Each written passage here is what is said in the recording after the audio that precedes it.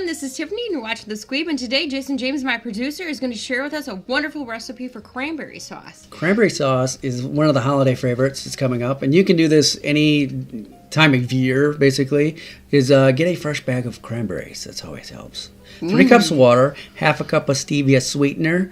A half a cup is equal to 1 cup of regular sugar. So I don't know if you know that, but you can look it up on Google. You're going to need 1 orange and 1 lemon. If you'd like either or, you can mix them together. We like to mix them together.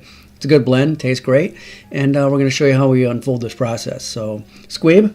Yes. What's next? What do we do next? Well, looks like we're going to be cleaning off some cranberries here in a second. So Jason's going to be scrub-a-dub-dub on his cranberries. Yes, and you can get the whole family involved with this. You get the kids involved, the grandparents, get them in the kitchen. Just get their hands in there and wash those cranberries clean. I mean, you don't want, like, pesticides or herbicides on your berries, right? It isn't easy. Like, little kids could do this, actually. Yeah. Any kid that is, if you trust in front of the oven or stove, yes. This is a fairly simple recipe. Yes. Cook down the berries for about 10 minutes, and they'll split apart and pop. You'll hear them pop. Kind of like, what do you call that? Bubble wrap? Boop, right. Boop, boop, boop, boop. And then you want to add small chunks of orange rind or lemon for a citrusy taste. Not too much in a lemon. I don't use a lot of lemon, but it does help the cranberries to be more, flavorful. It brings out the flavor, basically. So they're all really citrusy. I actually tasted some after Jason had finished making this cranberry sauce, and it is very, very good.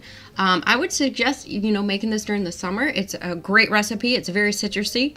And, you can actually use this for desserts. You could mix this in with maybe some ice cream or put it on a cake. I mean, it's not just for holidays, and it doesn't taste anything like the shit you get in the can from, the Meijers or Kroger's or wherever you go shopping, but don't ever buy the stuff that comes in the can anymore because that stuff is nothing compared to spending 20 minutes just making something like this. Yep. And then we're going to do a fine grate in the orange and lemon. We're going to add the stevia extract. So I'm going to add a half a cup of stevia to the mixture. So I'm just going to go pre-pour this. And that's better for you than regular sugar, correct? Yeah, well, they say. So it doesn't spike your insulin levels like sugar would. So it's better for you. It's low-cal. It tastes good. It does taste very well. And it doesn't have half the sugar. It's not the bad sugar. No. So, yep, here we go. We're going to blend it in. We're going to mix the sugar in and the rinds and stuff like that. And we're going to put the lemon and the orange peel in there. Or the rind. And what else what do you put on this? You put it on your turkey and your stuffing, correct? Right. You can eat it just, eat it with meats, chickens, or your regular meals and just have it on the side. It helps good for digestion. It just flavors your stuff good. Anything with meats is excellent for cranberries. I don't know why it goes together, but it does. I tasted this right after it came off the stove, and it was still warm. I would recommend serving it warm. No, you want to put it in the refrigerator. It was really good. Yeah, put it in the refrigerator, let it cool. And it'll thicken up as it cools as well. So, and if it's too watery, you might want to strain the water out. If it gets too liquidy, you don't want that. You want kind of a thick mixture. As you can see right there, it's kind of sticking to the walls of the blender.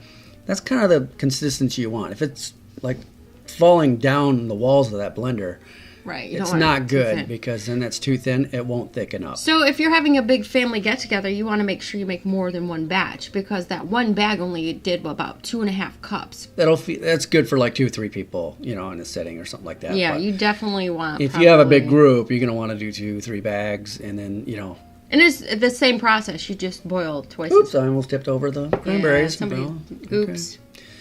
So I'm going to find a container, put it in there, slap it in the fridge, let it cool down, and then hour later, we're going to serve it up and have some great cranberries with our meal. So, yeah, and you have a friend, Jason Bastick? Jason Blastic is a very good chef, and he taught me everything I knew about cooking when I was a young kid, and he has a show called Jake on Food, and there's a link below, and he does some wonderful things. He's absolutely amazing. He's a great chef. Hey, here's an easy cranberry sauce recipe for you. It takes 20 minutes. Go ahead and share that with him. Right, and if we get plenty of likes on this one, we'll do breakfast for you. How's breakfast? That? Yeah, the walk of shame breakfast, right? We'll get the skillet out. See you later.